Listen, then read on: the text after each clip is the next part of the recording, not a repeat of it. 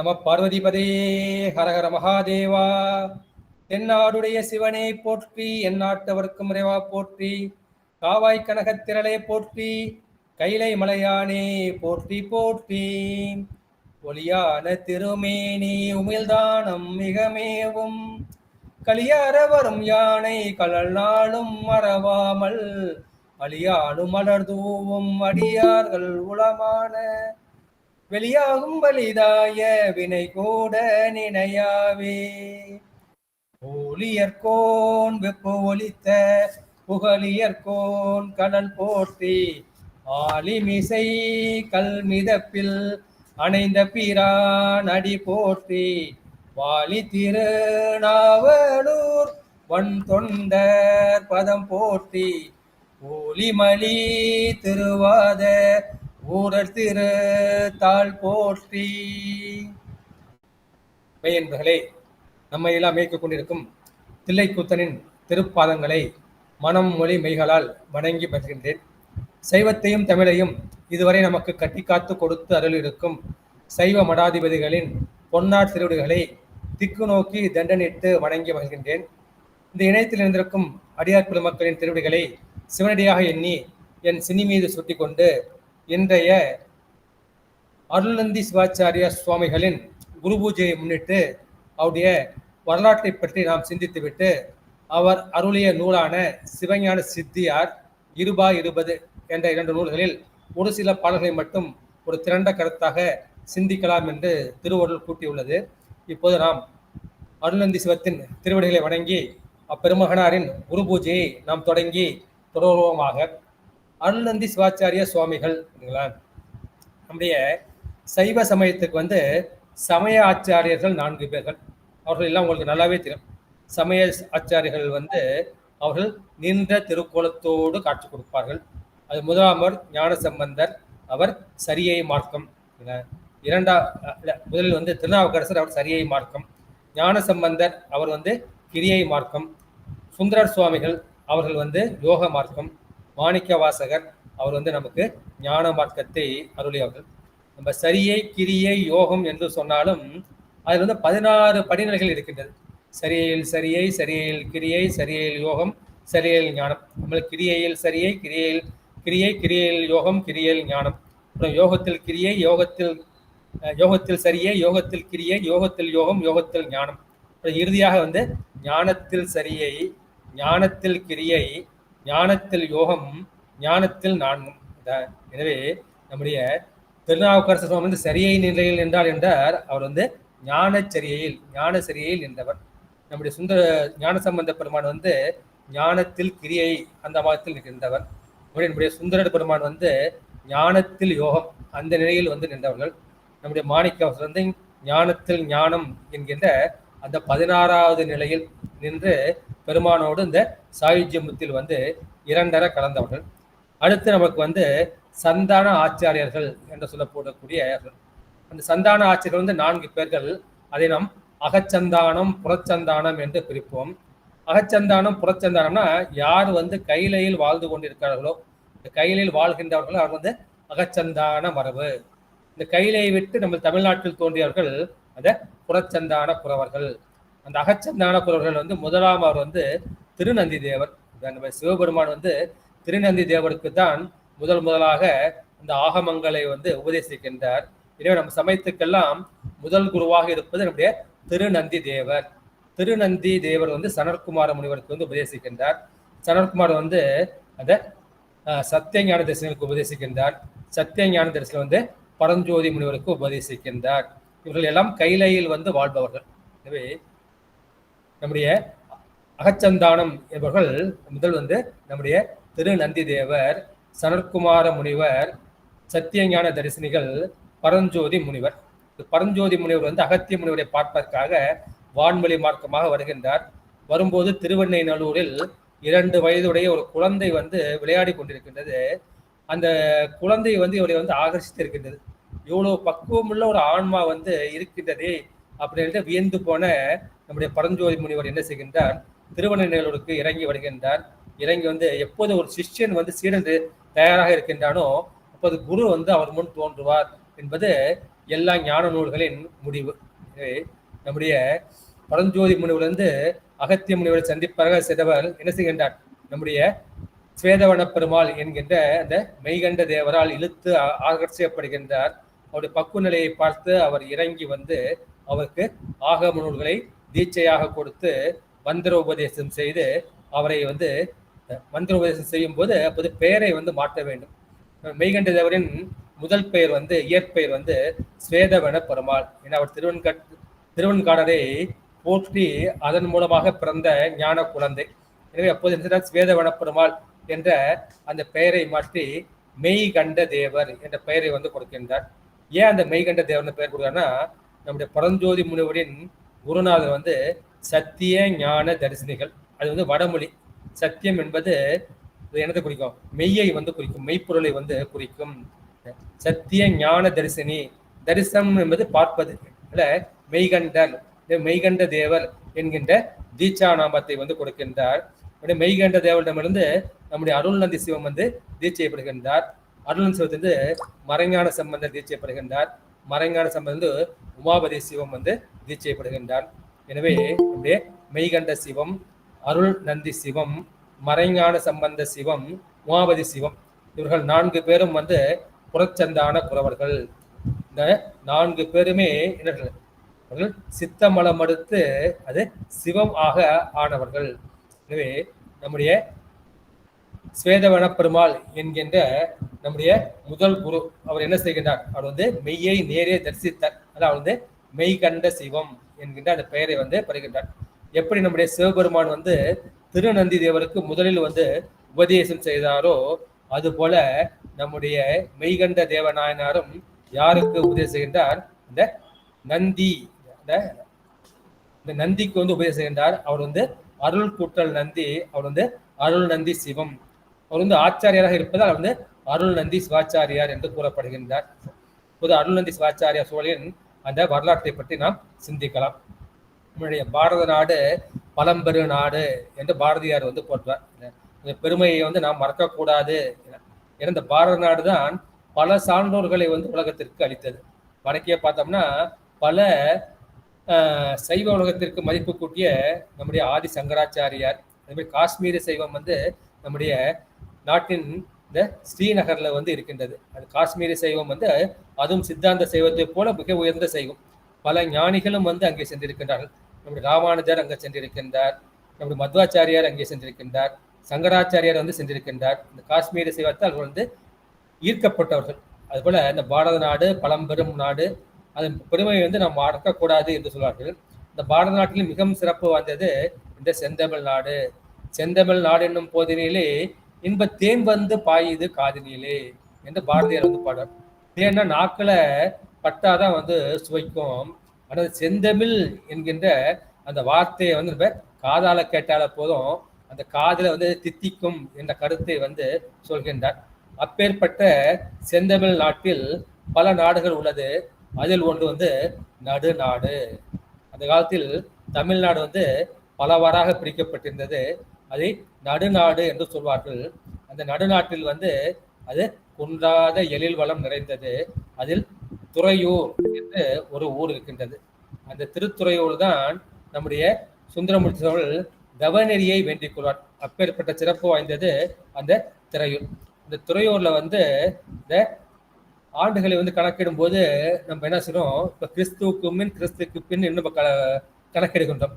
அந்த காலத்துல எப்படி கணக்கிட்டார்கள் என்றால் சாலிவாகன சகாப்தம் என்று குறிப்பிட்டார்கள். ஆங்கிலேயர்கள் அடுப்பது முந்தி நம்முடைய கல்வெட்டுலாம் பார்த்தீங்கன்னா சாலிவாகன சகாப்தம் என்று சொல்வார்கள்.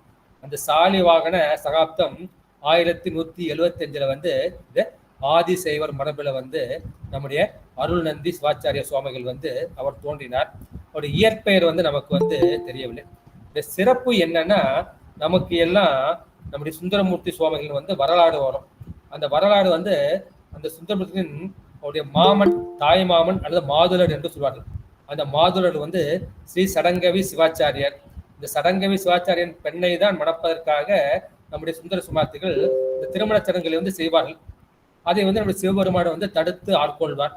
எனவே நம்முடைய சுந்தரமூர்த்தி சிவன் மாமா என்று சொல்லக்கூடிய மாதுளர் ஆகிய ஸ்ரீ சடங்கவி சிவாச்சாரியரின் 21வது பரம்பரையில் தோன்றியவர் யார் என்றால் நமது 2வது புறச்சந்தான குறவராக திகழ்ந்த அருள்நந்தி சிவம் அந்த மரபிலே திரு அவதாரம் செய்தார்.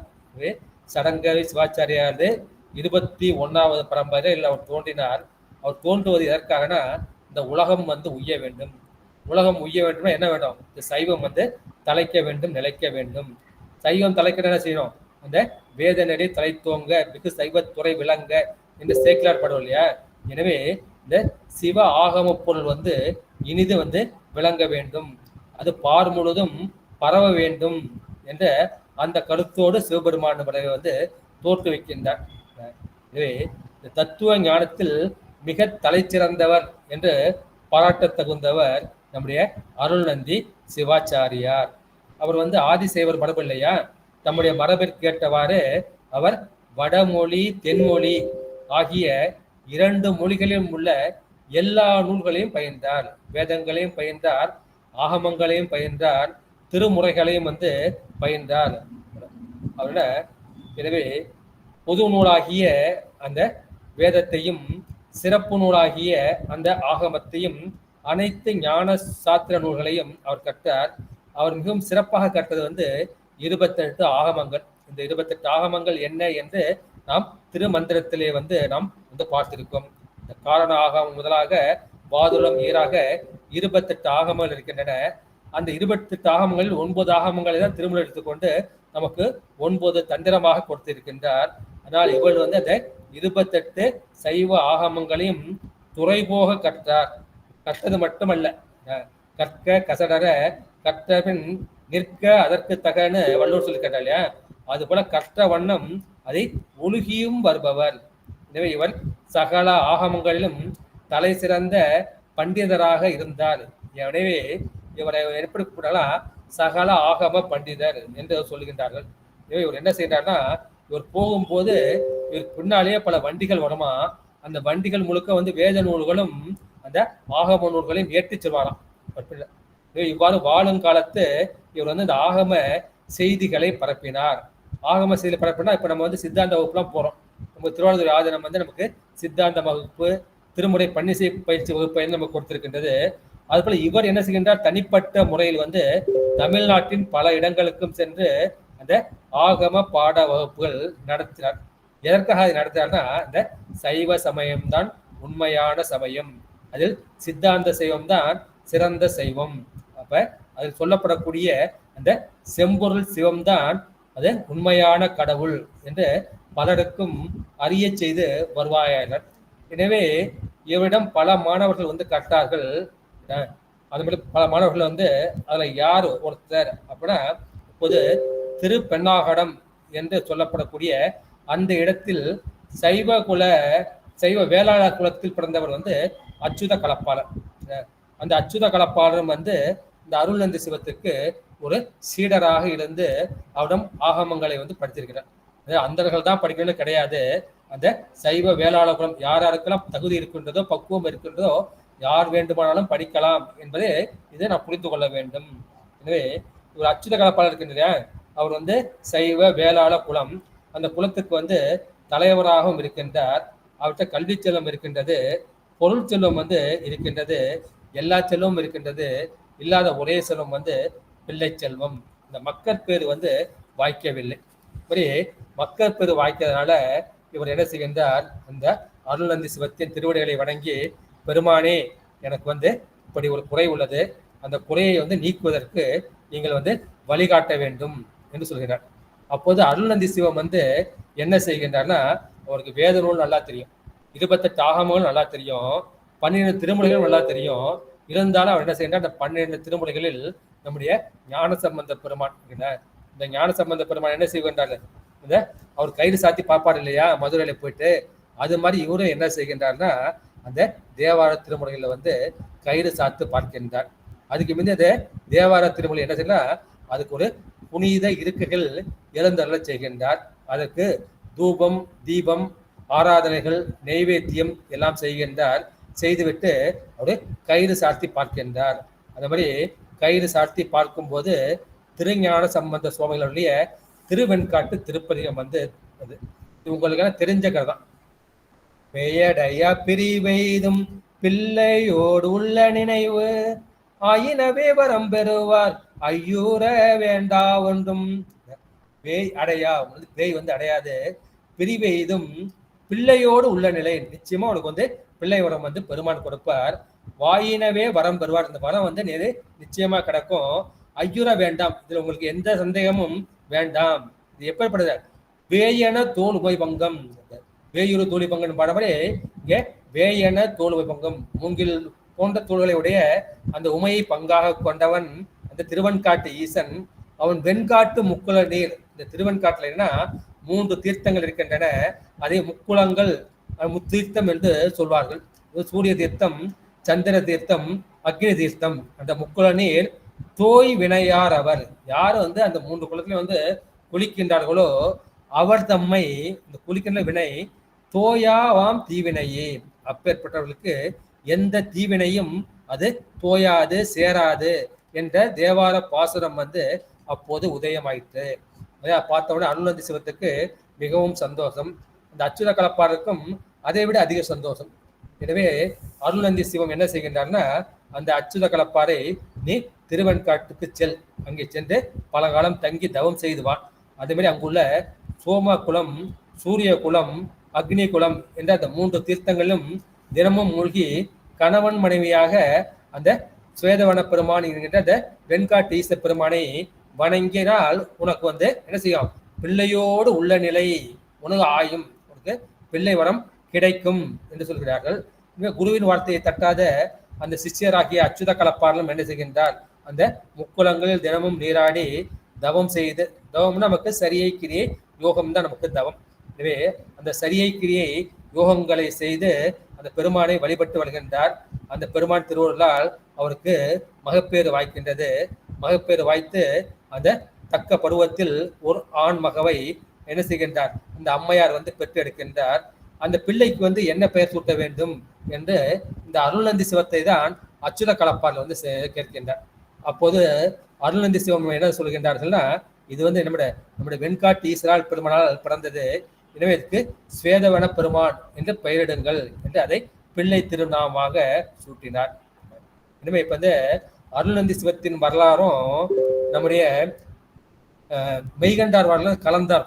அது போல மறைஞான சம்பந்தர் வரலாறும் ஓமதி சிவம் வரலாறும் சேர்ந்தேதான் இருக்கும்.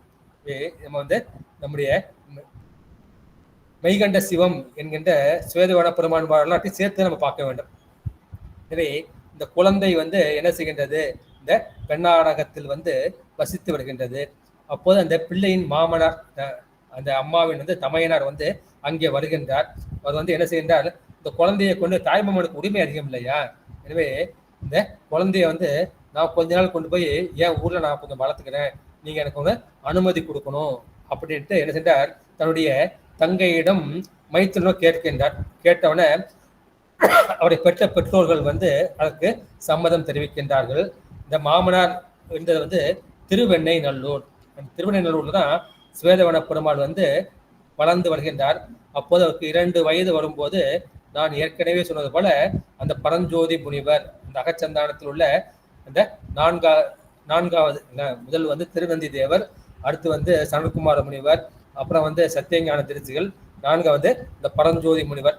பரஞ்சோதி முனிவர் வந்து நம்முடைய அகத்திய பெருமானை பார்ப்பதற்காக, சந்திப்பதற்காக வான்வழியாக வரும்போது இந்த குழந்தையை வந்து அவரை ஈர்க்கின்றது. அந்த குழந்தைக்கு என்ன செய்கின்றார்? அவர் வந்து சிவஞான உபதேசம் செய்கின்றார், சிவஞான தீட்சை செய்கின்றார். தீட்சை செய்யும் போது அந்த பெயரை வந்து மாற்ற வேண்டும். எனவே தனது குருநாதரின் பெயராகிய அந்த மெய்கண்டார் என்கின்ற அந்த திருநாமம் சூட்டப்பட்டது. இப்போ நம்மளும் வந்து அனுஷ்டானம் வாங்கிட்டோம், நம்மளும் வந்து தீட்சை வாங்கிட்டோம். தீட்சை நம்ம அனுஷ்டானம் வந்து செஞ்சுட்டு வரோம்.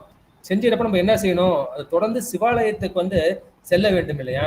போய் பெருமானை வந்து வேண்டிக் கொண்டே வந்து இருக்க வேண்டும். அதுபோல அந்த மெய்கண்ட தேவர் வந்து 2 வயசு தான். அந்த 2 வயது ஆனாலும் திருவெண்ணைநல்லூர்ல வந்து, திருவெண்ணைநல்லூர் வந்து ஊரு, அந்த கோயில் பேர் வந்து அருள்துறை. அந்த அருள்துறை என்னும் சிவாலயத்தில் எழுந்திருக்கக்கூடிய பொல்லா பிள்ளையாரின் இணைமலரை தொழுது அவர் என்ன செய்கிறார்? அவருக்கு உபதேசம் வந்து சிவஞான போதம் தான் உபதேசம். இந்த சிவஞான போதம் வந்து இது வந்து திருவாத ஊரடிகள் புராணத்துல கூட வருது. திருவாத ஊரடிகள் புராணத்துல வந்து நம்முடைய மாணிக்கவாசக பெருமான் என்ன செய்கின்றார், குதிரை வாங்குவதற்காக மதுரையிலிருந்து அந்த கடற்கரை பட்டணத்துக்கு செல்கின்றார். அப்போது திருப்பெருந்துறையில் செல்லும் போது அங்க சிவபெருமான் குருந்த மரத்தடியில் அவர் வந்து வீட்டிருப்பார். வீட்டிருக்கும் போது அப்போது என்ன செய்கின்றார், அவர் அங்க வந்து சிவபெருமான் எங்க இருந்தாலும் சரி, அங்க என்ன செய்யணும், அங்க வந்து வேத ஒளி, ஆகம ஒளி, அரகர என்ற உள்ளக்கம், அற ஒளி ஆகமங்கள் அறிவாரறி தோத்திரங்கள் பிறவிய வேத ஒளி வெண்ணெங்கும் உழவதிர. நொடித்தான்மலை பதிகம் உங்க எல்லாருக்கும் தெரியும். நம்முடைய சுந்தரமூர்த்தி சுவாமிகள் வந்து இந்த நொடித்தான்மலை என்ற கைலாமலைக்கும் போகும்போது அப்ப என்ன செய்யறது, இந்த ஒலிகள் எல்லாம் கேட்குது இல்லையா, அது போல மாணிக்க வாசகரும் அந்த திருப்பெருந்துறையில் போகும்போது, இந்த மாணிக்க வாசகரும் வந்து ஆதிசைவ மரபில் வந்தவர், நம்முடைய சுந்தரமூர்த்தி சுவாமியும் ஆதிசைவ மரபில் வந்தவர், இந்த அருணந்தி சிவம் வந்து ஆதிசைவ மரபில் வந்து சிவபெருமானை வந்து தொட்டு வழிபடுவதற்கு உரிமை உடையவர்கள் அந்த ஆதிசைவ மரபினர்கள். எனவே இப்போ போக்கும்போது அங்க அந்த அறவொளி ஆகமங்கள், அறிவாரடி தோத்திரங்கள், விரவிய ஓது ஒளி எல்லாமே அங்க விண்ணங்கும் உணவருகின்றது. அதை பார்த்தோன்னா மாணிக்கவாசக பெருமானுக்கு அவ்வளவு சந்தோஷம். சந்தோஷத்துல அப்போ ஒரு சந்தேகமும் வருது. என்ன சந்தேகம்னா, நான் தான் இந்த நாட்டுக்கு முதலமைச்சர், இந்த இடத்துல நான் வந்து வேத ஆகம பாடசாலையை வந்து எதையும் நான் வந்து ஏற்படுத்தினாலும் அது யாரோ ஒரு பெரியவர், யாரோ ஒரு பெரிய ஞானி வந்து இந்த சைவத்தை பரப்புவதற்காக இந்த தொண்டை வந்து செய்து வருகின்றார். அவரை நம்ம என்ன செய்யணும், அவரை போய் நாம் வந்து தரிசிக்க வேண்டும், அவருடைய திருவுருளை நாம் பெற வேண்டும் என்றால் அரசனிட்ட பணி வந்து நமக்கு தலைமையில் இருக்கின்றது. அதில் குதிரையை வாங்கிவிட்டு பிறகு நம்ம செல்லலாம்னு நினைச்சுக்கிட்டு போறார். அது மாதிரி போறப்ப என்ன செய்கிறார்கள், இந்த தெருவழியே வீதி வழியே செல்லும்போது சிவபெருமானை வந்து அவரை வந்து கூப்பிடுகின்றார். இவர் வந்து குதிரையின் மேல் வந்து போகின்றார். போகும்போது சிவபெருமான் தன்னை கூப்பிடுகின்றாரா இல்லை பிறரை கூப்பிட்டால இப்படி அப்படியே அவர் திரும்பி பார்க்குறார். மறுபடியும் சிவபெருமான் வந்து மறுபடியும் வந்து அவரை மறுபடியும் வானு கூப்பிடுறாரு. நீங்க என்ன பக்கத்துல இருந்து பாத்தீங்களா அப்படின்னு நீங்க வந்து கேட்கலாம். கேட்கிறப்ப இது என்ன, நம்முடைய திருவாசகத்துல ஆவா அரியன் வானோர்க்கு அரிய சிவன் வா வா என்றனையும் பூதலத்தே வலிந்து ஆண்டு கொண்டான். வா வா ஒரு தடவை வானு கூப்பிடல, 2 தடவை பெருமானு கூப்பிட, வா வா என்றனையும் வலிந்து பெருமானும் வலிய வந்து ஆண்டு கொண்டான். எங்க, இந்த பூதலத்தில் ஆண்டு கொண்டான், இந்த பூமியிலே திருப்பெருந்துறையில். அவர் என்ன, அவர் பூவார் அடிசுவடு என் தலைமையில் பொழித்தலுமே பெருமான் வந்து அவருக்கு என்ன செய்யறார், திருவடி தீட்சை கொடுக்கின்றார். அது தேவானவா பாடி தெல்லேனும் கொட்டோமோ திருத்தலத்தில் உள்ள அகச்சான்று. அது போல வலிந்து ஆட்கொள்கின்றார் இல்லையா, வலியை வந்து ஆட்கொள்வது அந்த ஒளிலாம் வந்து அவருக்கு கேட்கின்றது. அது போல அப்ப என்ன செய்யணும், நாம் பெற்ற அனுஷ்டானத்தை நம்ம என்ன செய்யணும், தொடர்ந்து செய்ய வேண்டும். அந்த சிவாலய தரிசனத்தை நம்ம என்ன செய்யணும், ஒரு பொழுதும் கைவிடக்கூடாது. இவருக்கு மிகவும் பிடித்தவர் யாருன்னா, அந்த அருள் துறையில் வந்து பொல்லா பிள்ளையார் வந்து எழுந்தருளிருக்கின்றார். அந்த பொல்லா பிள்ளையாரின் இணைமலரை தொழுது அந்த சிவஞான போதத்தை சிந்தித்து தெளிந்து நிட்டை கூடி இவருக்கு சிவானந்த அனுபூதி, அந்த அனுபூதி வந்து அவருக்கு கைவரப்பட்டு விட்டது. நம்ம வந்து கேட்கறத நம்ம சிந்திக்கிறோமா, நம்ம சிந்திக்கிறதே கிடையாது. காது வழியா கேட்கிறோம், ஒரு காது வழியா பெரும்பாலும் இன்னொரு காது வழியா போயிடுறது, நம்முடைய மனசுக்கு வந்து இறங்குறது இல்லை, ஆன்மாவுக்குள்ள வந்து இறங்குறது இல்லை. ஏன்னா நம்ம என்ன செய்யணும் அப்படின்னா வந்து கேட்டதை வந்து சிந்திக்க வேண்டும். அதுதான் நம்முடைய சிவஞான போதத்திலையும் சரி, சிவஞான சித்தியார்லையும் சரி, இந்த 4 படிநிலைகள் என்னன்னா, கேட்டல், சிந்தித்தல், தெளிதல், நிட்டை கூடல்.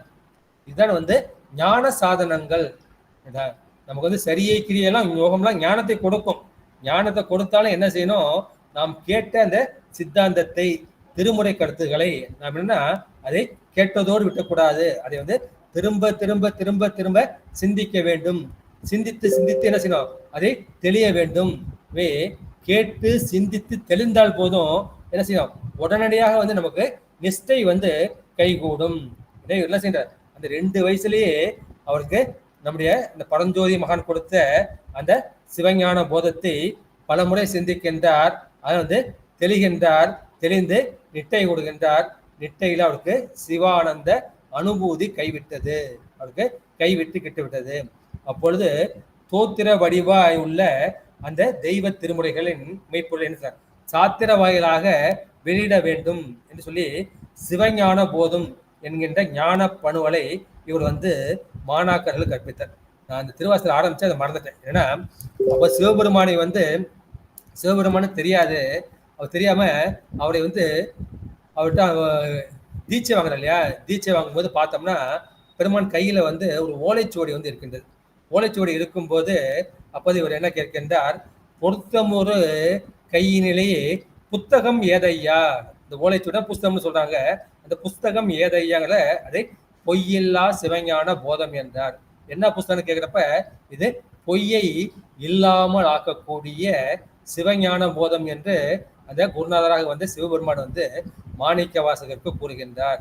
இதே நம்மளோட பொய்ங்கிறது என்ன வந்து ஆணவம் கண்மம் மாயை, இந்த மாயோட மாயையும் துறதாயும், இதுதான் நமக்கு வந்து பொய். இந்த பொய் காட்டி பொய் அகற்றி போதானந்த மெய்காட்டும் மெய்கண்டா என்று சொல்லல. அதனால நம்ம மெய்யை அடையணும் என்ன செய்யணும், இது பொய்ன்னு காமிக்கணும். பொய் காமிச்சாதான் பொய்யிலேருந்து நம்ம வந்து விலக முடியும். நான் என்ன உடலே உண்மைன்னு நினைச்சுக்கிட்டு இருக்கேன். இது வந்து மாயையின் காரியம், மயத்தால் அறுக்கப்பட்டது. தனுகரண போன போகங்கள்லாம் மாயின் காரியம், முதற்காரண மாயிலிருந்து நமக்கு கொடுக்கப்பட்டது இந்த தனுகரண போன போகங்கள். அதை நான் உண்மைன்னு நினைச்சுக்கிட்டு அதுலயே ஆழ்ந்துகிட்டு இருக்கேன். இந்த உடம்பையே நான் மெய்ன்னு நினைச்சேன்னா, இந்த பொய்ப்பொருளை மெய்ன்னு நினைச்சேன்னா எப்படி மெய்ப்பொருளை கிட்ட முடியும்? எனக்கு என்ன செய்யணும், இந்த பொய்ப்பொருளோடு எனக்கு பந்தம் ஏற்பட்டு விட்டது. இந்த உடலையே நான் என்று உயிராகிய நான் இந்த உடலையே நான் என்று நினைக்கின்றேன். அந்த மாதிரி நினைச்சா என்ன செய்யும், அந்த உடலை சுற்றி வந்த உறவுகள் தான் எனக்கு உண்மையாக தோன்றும். ஏன்னா அந்த உயிருக்கு ஆதாரமான, இந்த உயிருக்கு ஆதாரமாக இருக்கக்கூடிய அந்த சிவபெருமான் தான் நமக்கு உண்மையான பொருள். எல்லா ஜென்மங்களிலும் நமக்கு துணையாக வரக்கூடிய பொருள் என்பது நமக்கு அப்போது தெரியாது. இந்த மாதிரி சித்தாந்த சாத்திரங்களை படிக்கும்போது நமக்கு வந்து தெரியுது, கருத்தளவுல தெரியுது. அது நமக்கு அனுபவத்துக்கு வந்து வர வேண்டும். அந்த அனுபவத்துக்கு வரணும் என்ன செய்யணும், இந்த பொய்யில் இருந்து நான் வந்து விலக வேண்டும். எனவே அந்த பொய் காட்டி பொய் அகற்றி போதானந்தம், இந்த போதம்னா அறிவு, அந்த அறிவால் இருக்கக்கூடிய ஆனந்தம், அதன் மூலமா கிடைக்கக்கூடிய அந்த மெய்யை காட்டக்கூடிய மெய்கண்டா. இப்படி அந்த சிவஞான போதம் அவருக்கு கை வந்து விட்டது. இவரை என்ன செய்கின்றார், தன்னுடைய தம்மை அடைந்த மாணாக்கர்களுக்கு அதை பாடம் கற்பித்து வருகின்றார். அப்பொழுது மெய்கண்டாருக்கு 48 சிஷ்யர்கள் வந்து இருக்கின்றார்கள். அந்த 48 சிஷ்யர்களுக்கும் இவர் வந்து பாடம் கற்பித்து வருகின்றார். அதுக்கு வந்து நம்முடைய சகல ஆகம பண்டிதராகிய நம்முடைய அருள் சந்தி சிவம் வந்து இதை கேள்விப்படுகின்றார். கேள்விப்பட்டு இது உண்மையா பொய்யான்ட்டு நம்முடைய அருள் சிவத்துக்கும் பல மாணாக்கர்கள் இருக்கிறாங்க இல்லையா, அவர்களை அனுப்பி பார்க்கின்றார். அவர்களை அனுப்பி பார்த்தா என்ன ஆகுன்னா, அங்க போனவொடனே என்ன செய்கின்றார்கள், காந்தம் கண்ட அந்த இரும்பு போல என்ன செய்யலாம், இந்த மாணாக்கர்கள்லாம் மெய்கண்ட சிவத்துக்கு ஆட்பட்டு அங்கேயே தங்கி விடுகிறார்கள். உடனே ஒரு அருள்நந்தி சிவத்துக்கு வந்து கோபமும் வருகின்றது. நம்ம என்னன்னா, நம்ம பார்த்து நம்ம சொன்ன அந்த திருமுறை மூலமா பிறந்த குழந்தை, நம்ம தான் அவனுக்கு தீட்சா நாம வந்து கொடுத்தோம். அப்பேற்பட்ட அந்த குழந்தை என்ன செய்யணும், நம்மை வந்து வணங்க வேண்டாம். அவங்க அப்பவே வந்து நமக்கு வந்து குருவாக இருக்கின்றார். இந்த மையன், இந்த 2 வயசு பையன் இவன் வந்து நம்மளை வந்து பார்க்க மாட்டாங்கிறானே அப்படிங்கிற ஆதங்கம் வந்து மனசுல இருக்குது.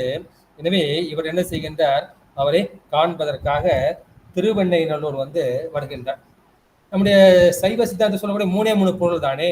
என்ன பொருள், மெய்கண்ட தேவர் வந்து அப்ப பதி பசு பாசம் என்கின்ற அந்த முப்பொருள்களையும், அந்த 3 பொருளுக்கும் 2 இயல்பு இருக்கின்றது. ஒன்று வந்து பொது இயல்பு, இரண்டாவது வந்து சிறப்பு இயல்பு என்கின்ற அந்த தன் இயல்பு. அந்த இயல்புகளை வந்து தம் முன்னால் இருக்கக்கூடிய அந்த மாணாக்கர்களுக்கு நம்முடைய மெய்கண்டார் வந்து உபதேசித்துக் கொண்டிருக்கின்றார். அந்த உபதேச பொருளையும் அந்த மெய்ஞான அந்த சிறப்பையும் சகலாக பண்டிதர் வந்து கேட்கின்றார். காது வழியா கேட்குது. இருந்தாலும் இவருக்கு வந்து இன்னும் அந்த ஆணவ மலம் வந்து பரிபாகம் அடையவில்லை. அப்பொழுது ஆணவ மலத்தை பற்றி நம்முடைய மெய்கண்டார் வந்து பாடம் நடத்தி கொண்டிருக்கின்றார். அந்த பாடம் நடத்தும் போது எப்பொழுது இவர் வந்து அவருக்கு என்ன கேட்கின்றார் என்றால், ஆணவ மலத்தின் இயல்பு என்ன, ஆணவ மலத்தின் சொரூபம் என்ன என்கின்ற கேட்கின்றார். அது மாதிரி கேட்கும் போது நம்முடைய மெய்கண்டார் வந்து என்ன சொல்கின்றார் என்றால்னா, அப்படி ஒரு விரலை வந்து எப்படி சுட்டி காமிக்கிறது, ஒரு விரலை வந்து சுட்டி காமிச்சு அவரை வந்து பார்க்கின்றார்கள். அந்த மாதிரி பார்க்கும்போது என்ன செய்கின்றார்னா, அப்போதை விட்டோட அந்த ஆணவ மலம் இவரை விட்டு நீங்குகின்றது. எனவே ஆணவ மலத்தின் இயல்பை பற்றி நீங்கள் ஒளிந்து கொண்டிருக்கின்றீர்கள். அந்த ஆணவம் சொரூப மலத்தின் சொரூபம் என்ன, வடிவம் என்ன என்று பார்க்கும்போது நம்முடைய மெய்கண்டார் தன்னுடைய விரலால் சுட்டிக்காட்டி நீதான் என்கிற சொல்லாமல் சொல்லுகின்றார். உனக்கு என்ன செய்யற, இந்த ஆணவ மலம் பக்குவமால 2 வயசு குழந்தை ஆகிய என்னை என்ன செய்யற ஒரு போட்டியாளராக நினைக்கின்றார். என்னுடைய பக்குவம் உனக்கு தெரியவில்லை. பெருமான் எனக்கு சித்தமலம் எடுத்து சிவமாக்கி விட்டார். நீ 28 ஆகமங்களையும் அந்த 4 வேதங்களையும் 12 திருமுறைகளையும் பல சித்தாந்தங்களையும் படித்தவன் நீ. அப்பேற்பட்ட நீ உனக்கு இந்த ஆணவ மலம் நீங்கவில்லை. இந்த ஆணவ மலத்தின் இயல்பு தான் என்ன செய்ய, ஆணவ மலத்தின் அந்த வடிவம் என்ன என்று உன்னை கேட்கின்றது என்று அதை மௌனமாக அவர் உபதேசம் செய்கிறார். அப்படி பார்த்தவொடனே ஆணவ மலம் பரிபாகமானது. ஏன்னா ஏற்கனவே நிறைய படிச்சிருக்காரு இல்லையா. இந்த ஆணவ மலத்தை விளக்கின உடனே என்ன செய்கின்றார், அருள்நந்தி சிவம் அந்த மெய்கண்டாரின் கால்களில் வீழ்ந்து வணங்குகின்றார், குருவாக ஏற்றுக்கொள்கின்றார். அப்பொழுதே அவருடைய ஆணவ மலம் பரிபாகம் ஆகின்றது. அந்த சிவஞான சூரியனது அந்த அருளில் நோக்கால் அந்த மல இருள் அகல பெற்று விட்டது. அவளுக்கு அந்த சிவ அனுபவம் கை கூடுகின்றது. நம்ம இதெல்லாம் நூல் வழியா படித்தோம், நமக்கு அனுபவம் ஆகவில்லை. இப்பொழுது இந்த குழந்தையின் மூலமாக நமக்கு அனுபவம் ஆகிவிட்டது. நம்மை விட மிகவும் பக்குவ நிலையில் இருக்கின்றார், இவ்வளவுதான் நமக்கு குருநாதர் என்று சிவம் உணர்த்த அவருடைய திருவடியில் வணங்கி அவருக்கு இந்த சிவஞானம் கை கூடுகின்றது. அப்பொழுது என்ன செய்கின்றார், நம்முடைய சைவகுல தலைவராக மெய்கண்டார் அவருக்கு திருநீர் அளித்து அவருக்கு தீட்சை கொடுத்து சிவஞான பாத பொருளை ஏற்கனவே 48 சீடர்கள் மாணாக்கர்கள் இருக்கின்றார்கள். 49வதாக நம்முடைய அருள்நந்தி சிவம் அவர் திருவடியில் சேர்க்கின்றார்கள். இந்த 49 பேர் தலையாய மாணிக்கராக இருப்பது அருள்நந்தி சிவம் என்பது மெய்கண்டாருக்கு தெரியும். அப்பொழுது அவர் என்ன செய்கின்றார்னா, நான் ஏற்கனவே சிவஞான போதம் 12 சூத்திரங்கள் இல்லை, அதுக்கு பல வெண்பாக்கள்லாம் உதாரணமா கொடுத்துருக்கேன். நீ என்ன செய்யணும் அப்படின்னா, இது சிவஞான போதம் முதல் நூல், அதற்கு வழி நூலாக நீ ஒரு நூல் செய்ய வேண்டும். அதற்கு சிவஞான சித்தியார் என்கின்ற பெயர் சூட்ட வேண்டும் என்று நம்முடைய மெய்கண்டார் கேட்டுக்கொள்கின்றார். அதுபோல நம்முடைய அருள்நந்தி சிவமும் அவருடைய ஆணையை தலைமையில் கொண்டு சிவஞான சித்தியாரும் சுபக்கம், அதில் 328 பாடல்கள். பரபக்கம் என்பது மற்ற மதங்களை படிப்பது. ஆக மொத்தமாக 629 பாடல்கள் இருக்கும். எனவே சிவஞான சித்தியார் சுபக்கம் பரபக்கம் இரண்டும் சேர்ந்துதான் சிவஞான சித்தியார். அடுத்த நூல் இருபா 20. இருபா என்பது இந்த வினா வெண்பா போல குருநாதரை பார்த்து கேள்வி கேட்பதாக அமையும். அந்த கேள்வி கேட்பாக அமைந்த அந்த நூல், அந்த கேள்விதான் இருக்கும், விடை இருக்காது. வினா வெண்பா உமாபிசம் இயற்றியது, அதுல கேள்விதான் இருக்கும். நம்முடைய அந்த விடையை நாம் ஊகித்து அறிய வேண்டும். அந்த ஊகித்து அறியணும் நம்ம என்ன செய்யணும், அந்த 14 சாத்திரங்களையும் நம்முடைய நன்கு படித்து தேர வேண்டும். எனவே இந்த சிவஞான சித்தியார் இந்த 14 நான்குகளும் இது விரிந்த நூலாக இருக்கின்றது. இது வழி நூலாக இருந்தாலும் விரிந்த நூலாக இருந்து இதை புறச்சமயத்தை மறப்பது பரபக்கம், அகச்சமயத்தை விளக்குவது சுபக்கம் என்று சொல்கிறார்கள். இப்பேற்பட்ட இந்த சிவஞான சித்தியாரை நம்முடைய சிவபோகசாரம் இயற்றிய நம்முடைய ஞானசம்பந்தர், நம்முடைய தர்மவாதின குரு முதல்வன் நம்முடைய ஞானசம்பந்தர் இல்ல, அவரும் பெரிதும் பாராட்டி இருக்கின்றார். இந்த தாயுமான சுவாமிகளும் அதை பெரிதும் பாட்டி இருக்கின்றார். அப்பேற்பட்டவர் அந்த அருள்நந்தி சிவம் செய்தது இந்த சித்தியார் நூல். இந்த சித்திக்கு மேல் ஒரு நூலும் இல்லை, சிவத்துக்கு மேல் ஒரு தெய்வமும் இல்லை என்று பல பேரும் சொல்வார்கள். சித்தியார் மிக சிறந்த நூலாக இருக்கின்றது.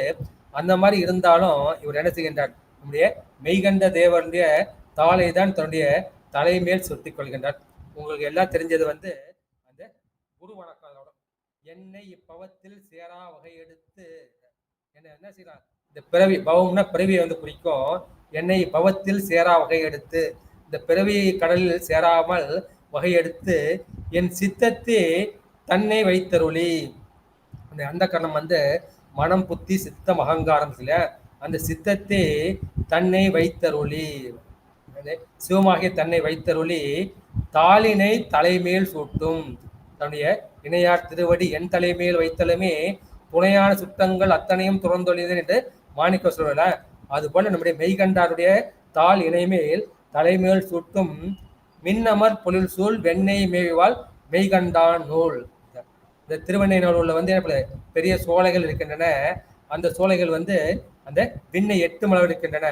அப்பேற்பட்ட வெண்ணெய் வாழ்கின்ற அந்த மெய்கண்டான், அந்த மெய்கண்டான் செய்த அந்த நூல், அந்த சிவஞான போதம் என்கின்ற அந்த நூல் சென்னியில் கொண்டு, சென்னில்னா என் தலைமையில் கொண்டு அர்த்தமல்ல, சென்னினா என் சான் உடம்புக்கு சிரசே பிரதானம் என்று சொல்வார்கள்.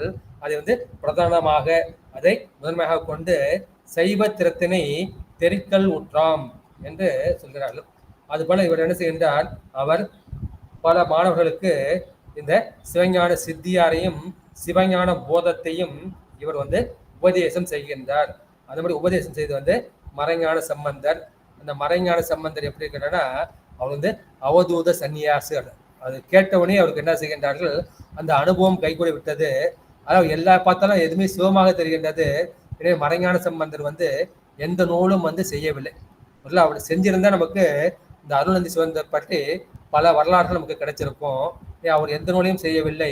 எனவே அவருக்கு சிஷ்யராக இருப்பது உமாதி சிவம். எனவே அந்த உமாதி சிவம் வந்து சித்தாண்ட அட்டகம் என்கின்ற 8 ஞான நூல்களை வந்து செய்கின்றார். எனவே நம்முடைய அருள்நந்தி சிவம் தனது மாணவர்கள் சிறந்தவராகிய அந்த மறைஞான சம்பந்த அந்த சிவாச்சாரியாருக்கு என்ன செய்கின்றார், உபதேசம் செய்து இந்த மாதிரி புரட்டாசி புறத்தில் உடைய சிவபெருமான் திருவடியை வந்து அவர் செய்கின்றார். அந்த சேர்ந்த நாள் தான் இன்றைய திருநாள். எனவே இந்த இருபா சேர்ந்த நூல்கள் வந்து சிவஞான சித்தியார். இந்த சிவஞான சித்தியார்ல வந்து பரபக்கம் சுபக்கம் என்று 2 இருக்கின்றது. அடுத்த நூல் வந்து இருபா 20. இருபா 20னா 2 வகையான பாக்கள்.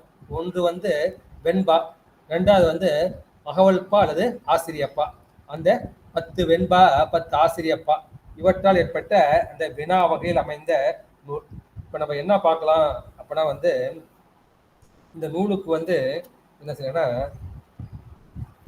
நான் ஏற்கனவே சொல்ல சித்திக்கு மேல் வந்து நூலும் இல்லை, அது சிவத்துக்கு மேல் வந்து ஒரு தெய்வமும் இல்லை என்று நம்ம பார்த்துருக்கோம். அப்புறம் இந்த குரு முதல்வன் ஞான சம்பந்தன் சொல்லியா, அவங்க ஞான சம்பந்தன் வந்து என்ன செய்யலன்னா, 6 தத்துவமும் ஆணவும் வல்வினையும் நீராக முத்திநிலை நிற்போர்க்கு பேராக பார் விரித்த நூல் எல்லாம் பார்த்து அருகில் சித்தியிலே ஒரு விருத்த பாதி போகும். சித்தியிலே ஓர் விருத்த பாதி போகும். இதுவே விருத்தப்பாங்கிறப்ப இது அறுசீர் விருத்தமாகவும் என் சீர் விருத்தமாகவும் ஆக்கப்பட்டது.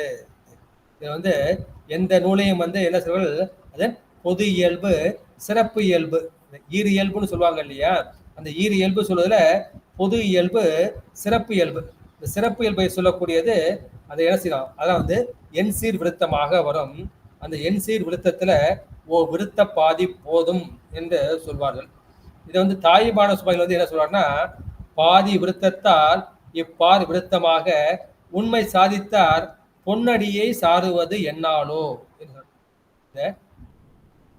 அந்த என் சீர் விருத்தத்துல ஒரு பாதி விருத்தம், அந்த பாதி விருத்தால இப்பார் விருத்தமாக இந்த உலகமே வந்து என்ன செய்யுது, இந்த உலக வாழ்க்கை வந்து உனக்கு தேவையில்லை.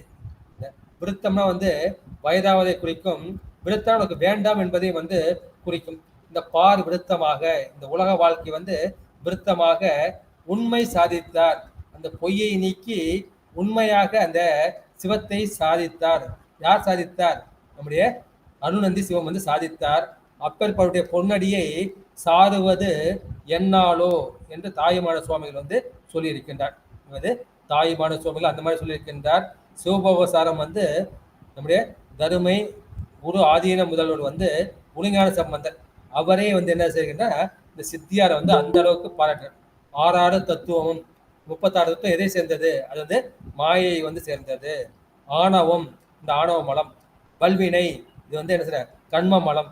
எனவே மாயாமலம், ஆணவ மலம், கண்ம மலம் இந்த 3 மலங்களும் நீராக இது வெந்து வந்து வெந்நீராக முத்தி நிலை நிற்போருக்கு. இந்த 3 மலமும் நீங்க பாசம் வந்து நீங்கினாதான் நமக்கு என்ன கிடைக்கும், இந்த சிவப்பேரு வந்து கிடைக்கும். அதான் வீடு பேர் என்ன செய்யணும், உன்னை விடணும் உன்னை பெறணும். எதை விடணும்? இந்த ஆணவம், கண்மம், மாயை அந்த மூன்றையும் நாம் விட வேண்டும். அதை விட்டா எனக்கும் நமக்கு வந்து பேரு கிடைக்கும். என்ன பேரு கிடைக்கும்? அது சிவப்பேரு கிடைக்கும். அந்த சிவப்பேரு தான் முத்தி நிலை. எனவே ஆறாறு தத்துவமும் ஆணவமும் வல்வினையும் நீராக முத்தி நிலை நிற்போருக்கு பேராக அதற்கு வழி என்ன? இந்த சாத்திரனோட உபதேசம் தான் நமக்கு வந்து பேராக இருக்கின்றது. பார் விரித்த நூல் எல்லாம் இந்த உலகத்தில் விரிவாக சொல்லப்பட்ட எல்லா நூல்களையும் நீங்கள் பார்த்து அறிந்தால், அதை படித்து அறிந்தால், சித்தியிலே இந்த சிவஞான சித்தியாரிலே ஒரு விருத்த பாதி போதும். இந்த எண் சீர் விருத்தத்துல வந்து ஒரு பாதி போதும் என்று சொல்றாங்கல்ல, அந்த விருத்தம் அது எந்த பாட்டுன்னு பார்த்தோம்னா அந்த 282வது பாட்டு. இந்த 288வது பாட்டை வந்து நான் பார்க்கலாம்.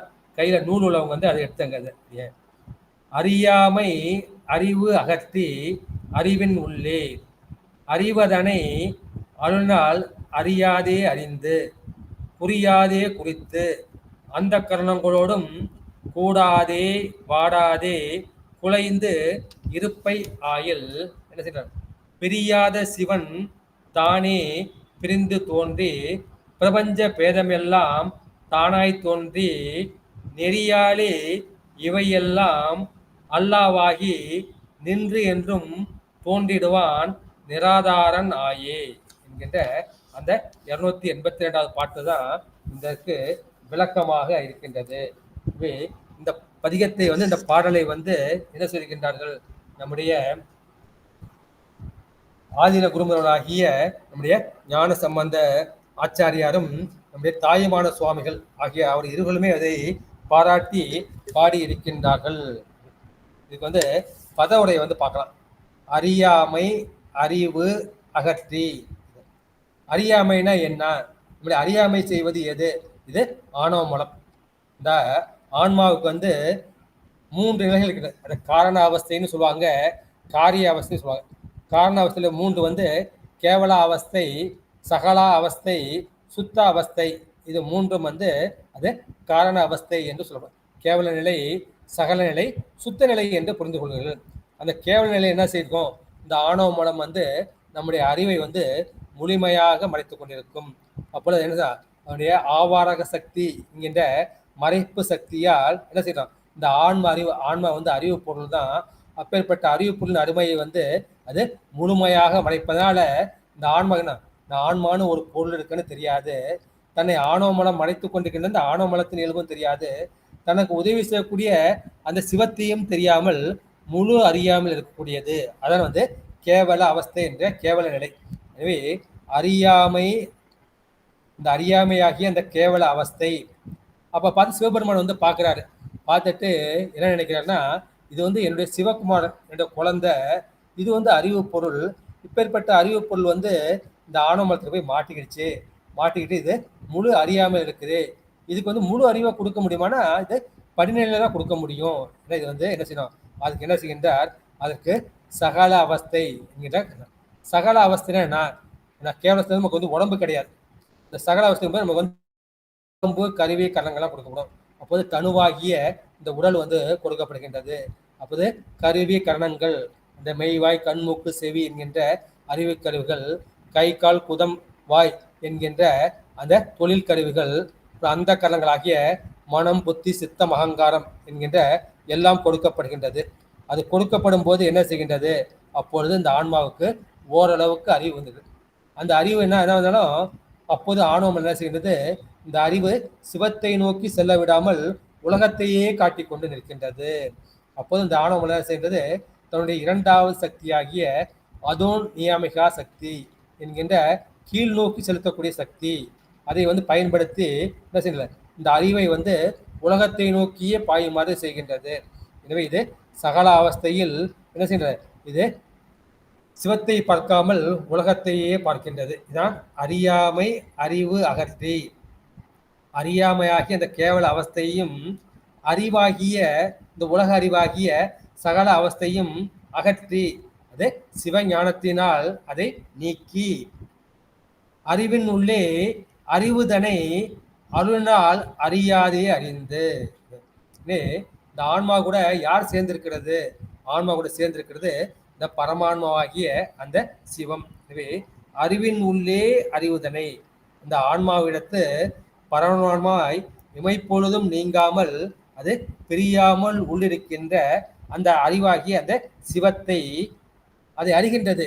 எப்படி அப்படின்னா, அருளினால் அது அறியாது அறிந்து, அந்த சிவத்தை அருளால பகுத்து அறியாது அது அறிகின்றது. அறிந்து புரியாதே குறித்து அப்படின்னா, தற்போதத்தால் ஆன்மபோதத்தால் சுட்டறிவால் அது சுட்டி அறியாமல், இது என்ன அருளினால் திருவருளால் அது விரிய நிச்சயித்து அந்த கரணங்களோடும் கூடாதே வாடாதே. போது அந்த அந்த கரணங்களும் கூடினதுனால என்ன செய்யும், இது சகல நிலைக்கு வந்து விட்டது. அந்த அந்த கரணங்கள் நீங்க என்ன செய்யும், அது கேவல அவஸ்தைக்கு போயிடுது. இப்போ தூக்கத்துல வந்து நம்ம முழு கேவலத்தான் இருப்போம், அறியாமல் இருக்கும் இல்லையா. எனவே இந்த கருவி கரணங்கள் இருந்தாலும் கருவி கரணங்கள் குறைந்து விடுகின்றது தூக்கத்துல. எனவே அது கருவிகளோடு கூடினால் சகல நிலை, கருவி நீங்கினால் அது கேவல நிலை. அந்த கரணங்களோடும் கூடாதே வாடாதே, அந்த கருவிகளோடு கூடி சகலப்படாமலும் கேவலப்படாமலும் அது குலைந்து இருப்பை ஆகின், அந்த அருளோடு கூடி இருப்பை ஆகினா அந்த நெட்டையிலே இருக்க பெற்றால் பிரியாத சிவன் தானே பிரிந்து தோன்றி. பெருமான் வந்து கேவல நிலையும் கூட தான் இருக்காரு, சகல நிலையும் கூட தான் இருக்காரு, இந்த சுத்த நிலையிலும் அவர் கூட தான் இருக்காரு. இந்த பெத்த கேவல நிலையில் வந்து நம்ம அதை அறியவே முடியவில்லை, ஏன்னா அறிவை விளங்கவில்லை. பெத்த நிலையில் வந்து ஆன்மாவோடு பிரிவின்றி அபேதமாய் நின்ற அந்த சிவன் என்ன செய்கின்றான், இந்த சுத்த நிலையில் பெத்த நிலை இப்போ பெருமான் இருக்காரு, எனக்கு வந்து தெரியல. அப்ப சுத்த நிலைன்னா பெருமான் வந்து பிரிந்து வேதமாய் வெளிப்பட்டு தோன்றுவான். பழையாத சிவன் தானே பிரிந்து தோன்றி பிரபஞ்ச பேதம் எல்லாம் தானாய் தோன்றி. அப்போது அந்த ஆன்மா வந்து பார்க்கறதுனா என்ன செய்யும், பார்க்கறது எல்லாம் அதுக்கு சிவமா தான் தெரியும். இந்த உடம்பை பார்த்தாலும் சிவமா தெரியும், இந்த கருவி கரணங்களை பார்த்தாலும் அது என்ன செய்யும், அது சிவமா தெரியும். பிரபஞ்ச பொருளை எதை பார்த்தாலும் என்ன செய்யணும், அதுக்கு சிவஸ்வரூபமாய் தோன்றும். அதான் வந்து சிவ தரிசனம் என்று சொல்வார்கள். பரஞானத்தால் பரத்தை தரிசித்தோர் பரமே பார்த்திருப்பார், பதார்த்தம் பாரார்கள். உலக பொருளை பார்த்தாலும் சரி, அவர்களுக்கு அந்த சிவம் தான் வந்து காட்சிப்படும். அது பிரபஞ்ச பேதம் எல்லாம் தானாய் தோன்றி, தான் என்கின்ற கலைச்சொல் வந்து சிவத்தை குறிக்கும். எனவே இந்த பிரபஞ்ச பொருள்கள் யாவும் அப்போது சிவமாக தோன்ற காட்டி நெறியாலே இவையெல்லாம் அல்லாவாகி நின்று. நான் என்னப்பா இந்த பிரபஞ்சத்தோடு நான் கலந்து இருக்கின்றேன். பெருமான் வந்து கலப்பினால் ஒன்றாக இருக்கின்றார் அப்படின்னா, பொருள் தன்மையால் வேறாக இருக்கின்றார், செலுத்தும் தன்மையால் உடனாக இருக்கின்றார்கள். இந்த பிரபஞ்சத்தோடு கலந்திருந்தாலும் நான் என்ன செய்றேன், உனக்கு அறிவிக்கும் பொருட்டு நான் வேறாக இருக்கின்றேன் என்றும் நிராதாரனாய் தோன்றிடுவன். நான் வந்து எல்லாத்தோட கலந்திருந்தாலும் எதுல நான் பற்றாமல் இருக்கின்றேன். ஆனா நீ என்ன செய்ய, உயிராகிய நீ இந்த உடலோடு பற்றி கொண்டு நிற்கின்றாய். எனவே இந்த உடல் மேல் உள்ள பற்றை நீ நீக்கினா செய்வான், உனக்கு சிவப்பற்று வரும். எனவே நமக்கு அறியாமை அறிவகத்து என்பது நமக்கு மயக்கமாய் வந்து தடுப்பது கேவலம், அதில் விகற்பமாய் வருவது சகலம். இதை வந்து நமக்கு மத்தியான அவஸ்தை நிகழ்வது, இதை திருவருளால் நீங்க பெறுவது. அப்புறம் அறிவினுள்ளே குறைந்திருத்தல். நம்ம கேவல சகலங்களில் நாம் பொருந்துதலும் அது தற்போதம் முற்றிருப்பது. நான் ஆன்மா என்னை தனிப்பொருளாக நினைப்பதுதான் தற்போதம். அந்த தற்போதலும் இன்றி திருவருளையே தாரகமாக கொண்டு, இந்த பெருமானின் திருவருளை தாரகமாக கொண்டு அந்த திருவுருளே அடங்கி அந்த அருளே தானாகி நிற்றல். இதை வந்து ஆன்ம சுத்தி என்று சிவப்பிரகாசம் கூறும்.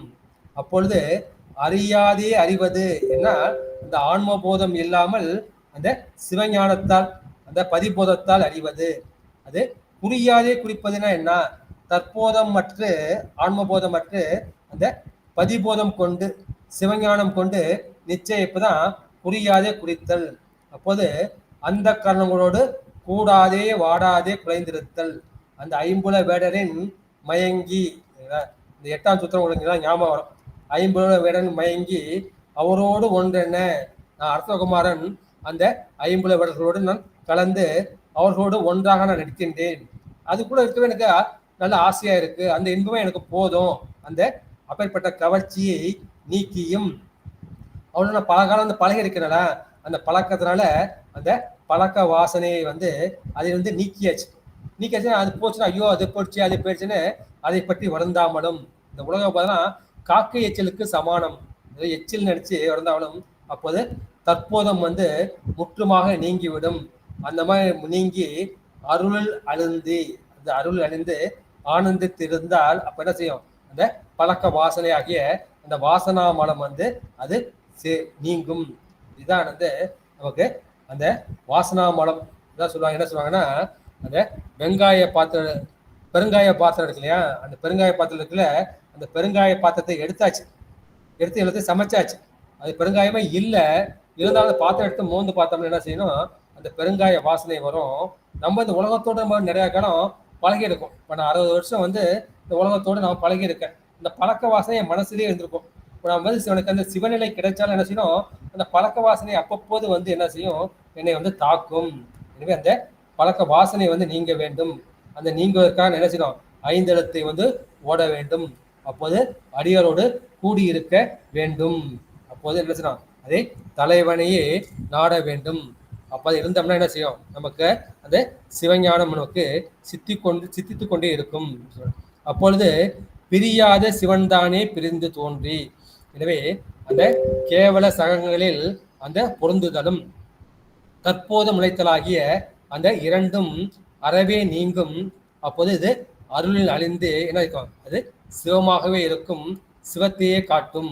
அப்போது சிவ தரிசனம் கிடைக்கும்.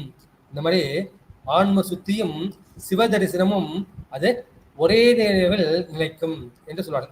உங்களுக்கு எல்லாம் வந்து தசகாரியம் வந்து தெரியும். தசகாரியத்துல வந்து அந்த தத்துவங்களை பற்றி 36 தத்துவம் இருக்குல்ல, தத்துவ ரூபம், தத்துவ தரிசனம், தத்துவ சுத்தி. தத்துவ ரூபம்னா 36 தத்துவங்களையும் வந்து அது ஜடம் அப்படின்னு பார்க்குறோம். அது பார்க்கணும்னா அதிலிருந்து நாம் நீங்குவோம். அது மாதிரி நீங்குவது தான் என்ன செய்து அது சுத்தி என்று சொல்லப்படும். இது ஜடப்பொருளாகிய இந்த உடலோடும் இந்த கருவி கரணங்களோடும் நீங்காமல் என்ன செய்யணும், சிவபெருமானோடு சேர வேண்டும் என்ற அந்த தத்துவங்களை விட்டு நீங்குவது அது தத்துவ சுத்தி. தத்துவ ரூபம், தத்துவ ரசம், தத்துவ சுத்தி முடிச்சு. அப்போ ஆன்மா தான். அப்போ ஆன்மா வந்து தன்னை பார்க்கும்.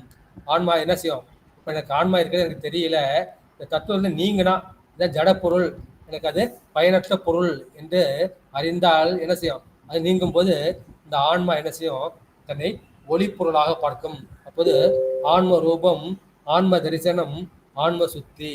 ஆன்மாவும் ஒரு பெரிய ஒளிப்பொருளாக அது வியாபக பொருள். ஆன்மா என்றாலே வியாபக பொருள். அந்த 224 போனங்களிலும் வியாபித்து இருக்கக்கூடிய அப்பேற்பட்ட பொருள். அது சிவ வியாபகத்துள் அடங்கி இருப்பதை இது அறியாம தானே வியாபக பொருளாக நினைக்கும். அப்ப எல்லாத்தையும் பார்க்குறப்ப நான் தான் சிவம் போல இருக்கு, நான் தான் கடவுள் போல இருக்கு, நான் அங்கிங்கனாதபடி எங்கும் பிரகாசமாய் ஆனந்த பூர்த்தியாக இருக்கின்றேன் என்கின்ற அந்த பசுபோதம், ஆன்மபோதம் வந்து அந்த தோன்றும். அந்த ஆன்மபோதம் வந்து என்ன செய்யும், கொஞ்ச காலத்துக்கு வந்து இருக்கும். அப்புறம் என்ன செய்யும், இந்த ஆன்மபோதம் எதுக்குள்ள இருக்குன்னா, இன்னொரு ஒளியை தாண்டி ஒரு பேரொளி இருக்கின்றது. அந்த பேரொளி சிவத்துக்குள் நான் அடங்கி இருக்கின்றேன் என்ற அறிவு போடும்போது இந்த ஆன்மா வந்து சுத்தியாகும். ஆன்ம ரூபம், ஆன்ம தரிசனம், தன்னையே ஒளிப்பொருளாக பார்ப்பது ஆன்ம சுத்தி. நான் வந்து என்னுடைய அறிவு என்னது, அது ஏகதேச அறிவு, சுட்ட அறிவு, பெருமான் எனக்கு விளக்கிய அறிவு, அறிவிக்க அறியும் அறிவு, உணர்த்த உணரும் அறிவு என்று தோன்றும் போது அது என்ன செய்யும், அப்போது எனக்கு சிவரூபம், சிவ தரிசனம் வந்து கிடைக்கும். எப்பொழுது இந்த ஆன்ம சுத்தி கிடைக்குதோ அப்ப சிவ தரிசனம் கிடைக்கும் என்ற கருத்தை தான் இந்த 282வது பாட்டு. இந்த பாட்டு தான் நம்முடைய தர்மயாதின முதல்வரும் தாயுமான சுவாமிகளும் என்ன செய்கின்றார்கள், இதை நமக்கு உபதேசமாக கொடுத்திருக்கின்றார்கள். இதை நிறைய சொன்னீங்க, எங்களுக்கு ஒண்ணுமே புரியல, கொஞ்சம் 2 வார்த்தையில சொல்லுங்க அப்படின்னா, இந்த ஆன்மா என்ன செய்யணும், கேவல நிலையும் விட வேண்டும், சகல நிலையும் விட வேண்டும். சகல நிலையை விட்டுட்டு மறுபடியும் பொருந்தக்கூடாது, மறுபடியும் உலக வாசனையை போய் சேரக்கூடாது. அந்த மாதிரி நம்முடைய தற்போதமாகிய ஆன்மபோதம் முனைப்பு அற்றுவிட்டதும் அது அடையப்பட்ட திரும்ப அதை அடையக்கூடாது. என்ன செய்யணும், இந்த ஆன்மா சிவத்தோடு பிரித்து அறியாது அருளோடு கூடி நின்றால் அந்த அருளாய் நிற்க அப்போது என்ன சொல்றாங்க, இவருக்கு சிவ தரிசனம் கிடைக்கும் என்கின்ற இந்த இதை சொல்லித்தான் இந்த பாதி விருத்தப்பா உனக்கு வந்து போதும் என்று சொல்லி இருக்கின்றார்கள். இன்னொரு வகையில வந்து பார்க்கலாம்.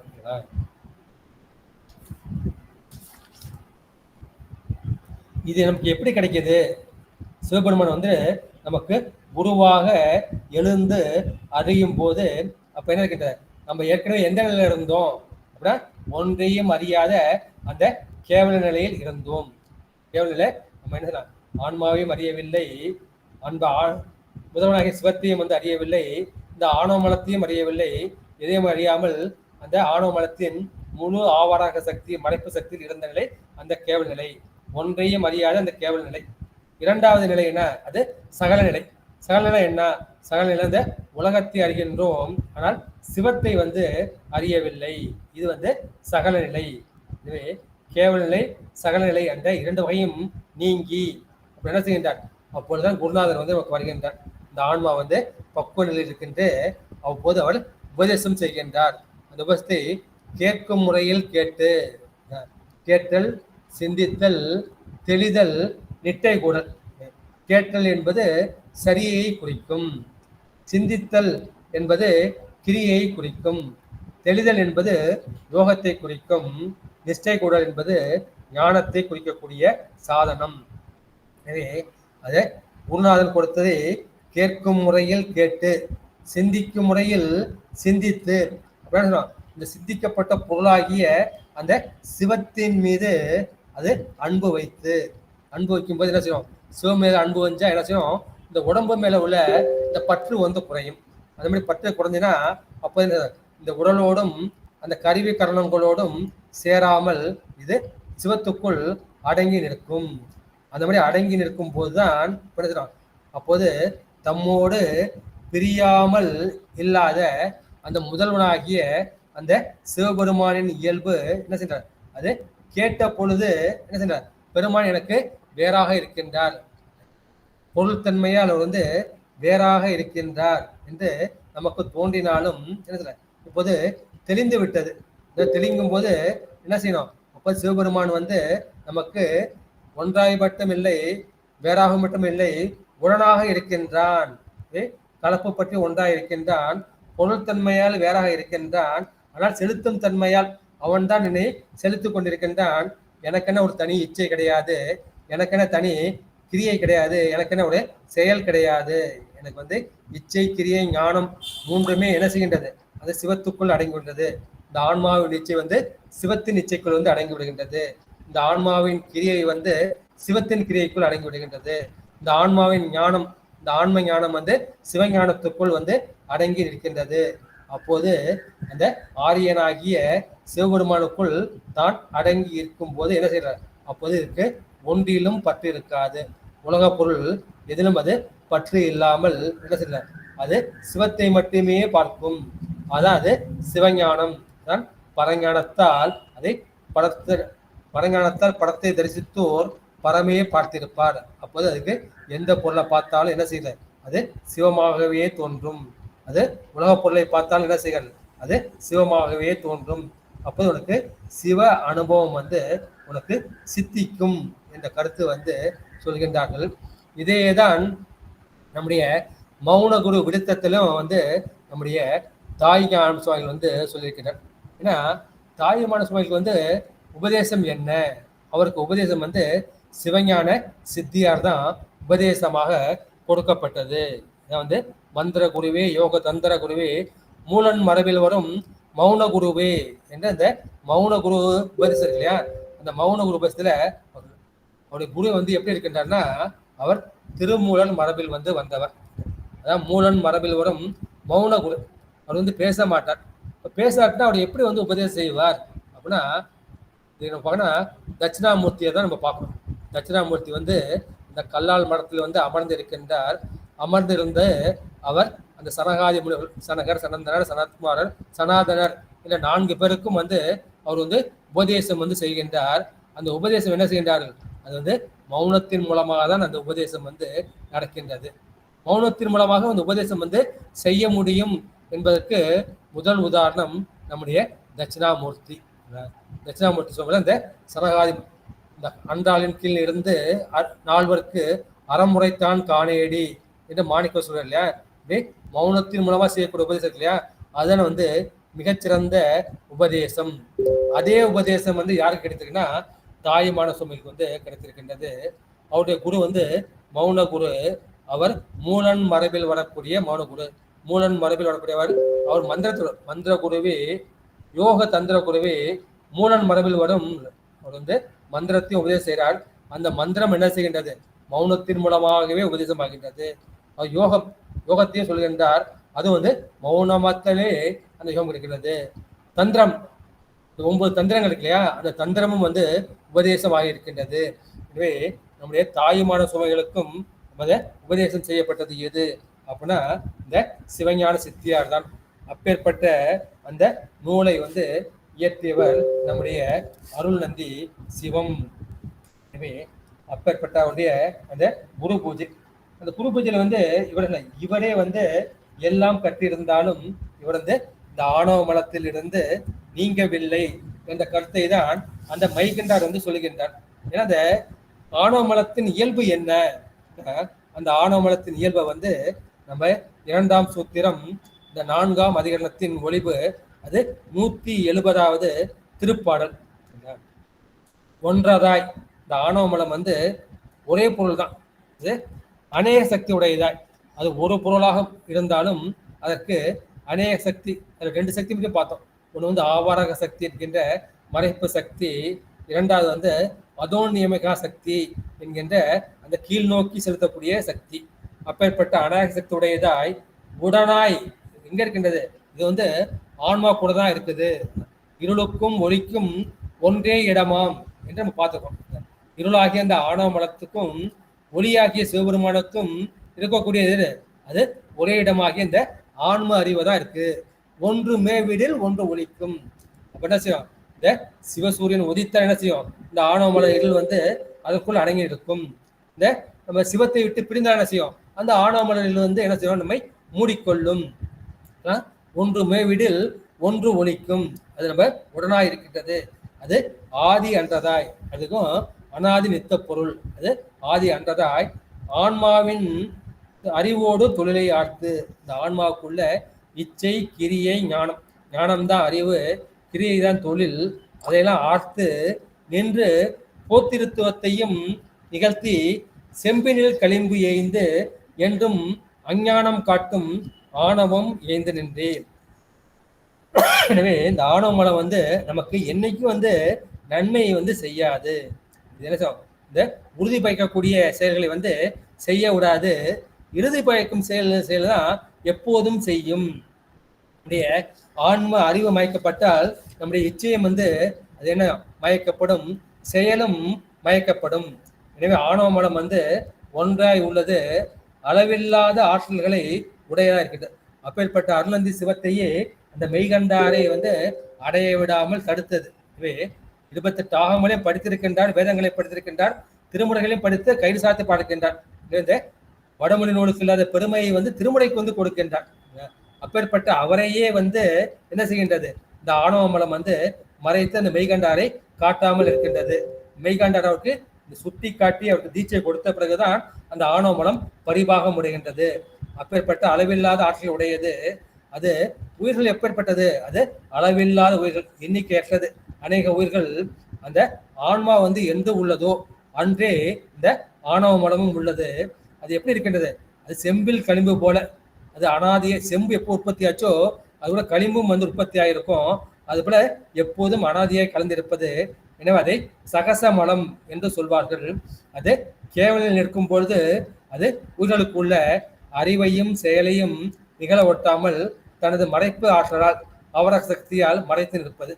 இந்த உயிர்கள் வந்து கேவலிலிருந்து நீங்கி தனுகரண போனபோகங்களோடு சகல நிலையில் நிற்கும் பொழுது என்ன செய்கின்றது? இந்த ஆணவ மலம் தன்னுடைய கீழ் செலுத்தும் ஆற்றல் என்கின்ற அதோனிமிக ஆற்றலால் உயிருக்கு என்ன செய்கின்றது? இந்த உலகத்தின் மேல் அது மோகத்தை உண்டு பண்ணுகின்றது. மோகத்தை உண்டு பண்ணி இதெல்லாம் நான் அனுபவிக்க வேண்டும் என்கின்ற அந்த போக நுகர்ச்சியை வந்து உண்டாக்கி அதை அனுபவிக்கக்கூடியவன் என்கின்ற கர்த்தா தன்மையை கள்ளத்தலைவர் என்று சொல்வார். இந்த கர்த்த நான் தான் தலைவன், என் செயலுக்கு நான் தான் தலைவன், இதனால் ஆசைப்படலாம், இதை நான் அடையலாம் என்கின்ற அந்த கர்த்தா தன்மையை நிகழ்த்தி நிற்கும். இந்த மாதிரி கேவல நிலையிலும் சரி, அது முழு அறியாமை, சகல நிலையும் இதற்கு உயிருக்கு அஞ்ஞானத்தை உண்டாக்கும்.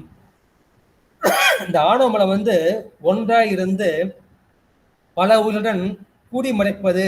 அது எப்படி என்றால், இந்த இருள் ஒன்றுதான். அந்த இருள் ஒன்றா இருந்தால் சில நம்முடைய எல்லோருடைய கண்களையும் அது இரவில் மறைத்து விடுகின்றது இல்லையா? அது போல இது பல உயிருடன் அது கலந்து நிற்கும் தன்மை உடையது. இந்த ஆணவ மலம் வியாபகம் உடையது. இந்த மாதிரி இறைவன் உயிருடன் கலந்து நிற்கும் இறைவன் வியாபகத்திற்கும் இந்த ஆணவ மல வியாபகத்திற்கும் அப்ப என்ன வேற்றுமைன்னு கேட்குறீங்க. அந்த மாதிரி கேட்டுனா, இறைவன் வியாபகம் உயிரின் வியாபகத்துக்கு மேம்பட்டதாக இருக்கும். அதனால் என்ன செய்யணும், இந்த அஞ்ஞான காலத்தில் அந்த தோன்றாமை முத்தி காலத்தில் நமக்கு விளங்கி தோன்றும். எனவே இறைவன் வியாபகம் நம்ம உருவிட்டு என்றும் நீங்காது இருப்பது. இது அனாதி பந்தம், இது சம்பந்தம் என்று சொல்வார்கள்.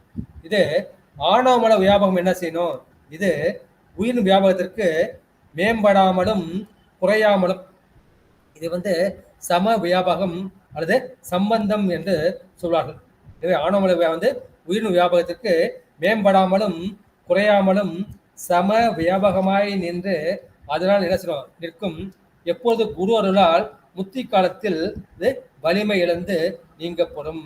எனவே இந்த உயிரை விட்டு நீங்குவதுனா என்ன அர்த்தம், இந்த ஆணவ மலத்தின் மறைக்கும் ஆற்றல் இந்த உயிரின் வியாபகத்திற்கு கீழ்பட்டு நிற்கும் என்று சொல்கின்றார்கள். இந்த ஆணவ மலத்தின் காரியத்தை 7ஆக சொல்கின்றார். ஏன்னா ஒன்று மோகம். மோகம்னா என்ன, மயக்கத்தை குறிக்கும். இந்த மயக்கம் எப்ப நீங்கன்னா, குருவினாலும் இந்த நூலினாலும் இது கெட்டதுன்னு தெரியுது. இப்போ நான் சுகர் பேஷண்ட் ஸ்வீட் சாப்பிட்றது கெட்டதுன்னு தெரியுது, தெரிஞ்சாலும் என்ன செய்யணும், அதான் சாப்பிட்றேன். அதுதான் மோகம் என்று சொல்லப்படுகின்றது. மதம், என்ன போல யாரும் இல்லையா அப்படின்னு தன்னைத்தானே மதித்தல், அது மதம். ராகம், ராகம் என்பது அது கிடைக்காத பொருள்கள் மேல ஆசைப்படுதல்.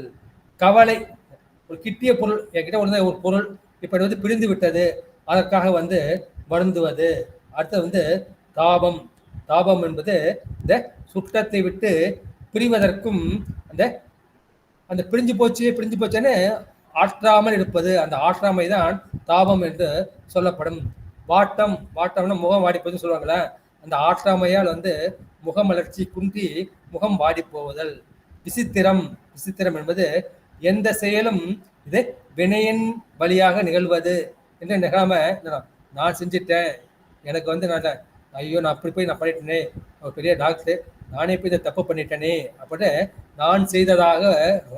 இப்போ எனக்கு யாரோ ஒரு கஷ்டம் கொடுக்கனா இதை பிறர் செய்வதாக நினைப்பது விசித்திரம். எனவே இந்த 7ம் அந்த ஆணவ மலத்தின் காரியங்கள் என்று நம்முடைய சித்தியார்ல அந்த ஆணவ மலத்தின் இலவாகிய இந்த 170வது பாட்டுல சொல்லியிருக்கின்றார்கள். எனவே இந்த ஆணவ மலம் தான் நம்ம என்ன செய்கின்றது, நம்முடைய உயிருக்கு அது உறுதி பயக்காமல் இறுதியை பயக்கின்றது. அப்படிப்பட்ட என்ன செய்யலாம்,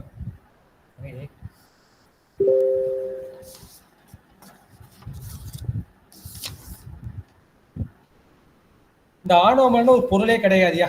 ஆணவமலம் இருக்கு, ஆணவமலம் இருக்குன்னு யார் சொல்றீங்க? நீங்க சைவ சித்தாந்திகள் மட்டும்தான் சொல்றீங்களே ஒழிய மற்றவங்க யாரும் அதை ஏத்துக்கிறதே கிடையாது. இதே ஆணவமலம் ஒரு பொருள் கிடையாது. இருக்கிறது 2 தான். ஒன்று மாயாமலம், 2வது கண்மமலம் சொல்றீங்க.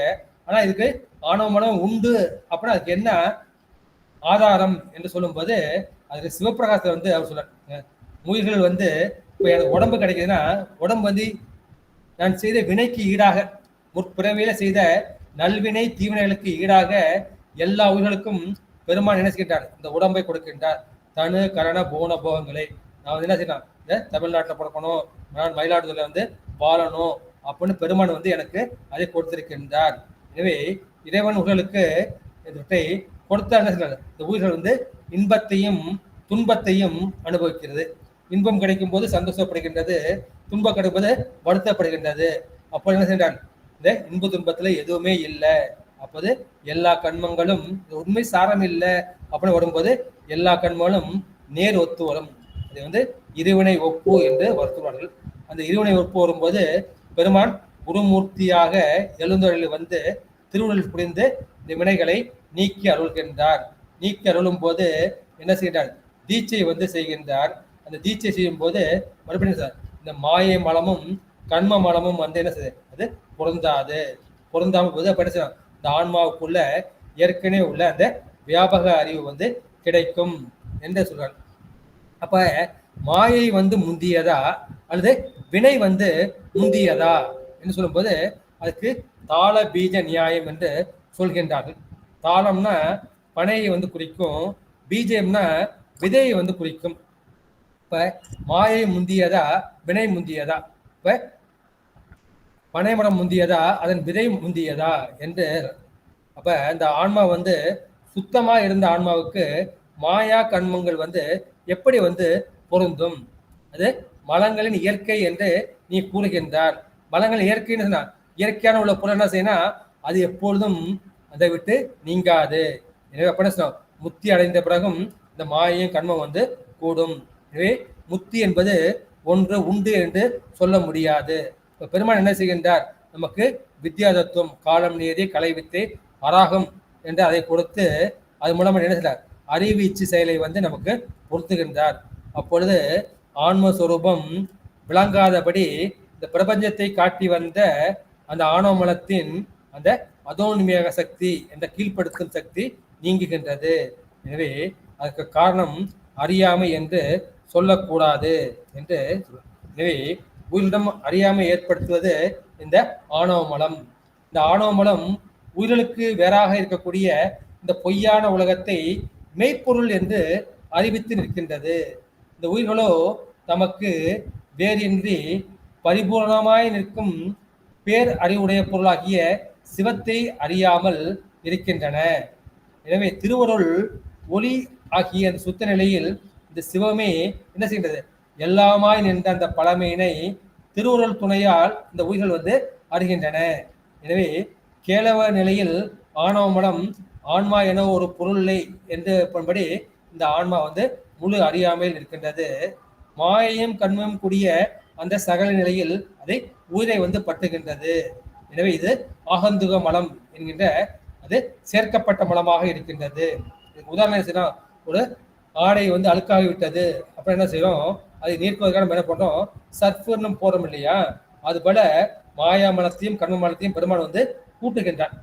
நம்ம சர்ஃபை போட்டு துணியை வந்து சுத்தம் பண்ணிட்டோம், சுத்தம் பண்ணி சர்ஃபோட சேர்த்து போட்டுக்கிறோமா? சேர்த்து போடுறதில்ல, சர்ஃபை அலசிட்டு தானே போடுறோம். அதற்கு ஓர்மண்ணை வந்து உதாரணமா சொல்லுவாங்க. அந்த ஓர்மண்ணையும் நீக்கி தான் நம்ம என்ன செய்வோம்? அந்த ஆடையை வந்து அணிந்து கொள்வோம். எனவே இந்த கண்மம் மாயை நீக்குவது வந்து ஆணவ மலத்தை வழியை குறிப்பதற்காக. எனவே இதை மனத்தால் நினைப்பதற்கு அறியது இந்த திருவருள்.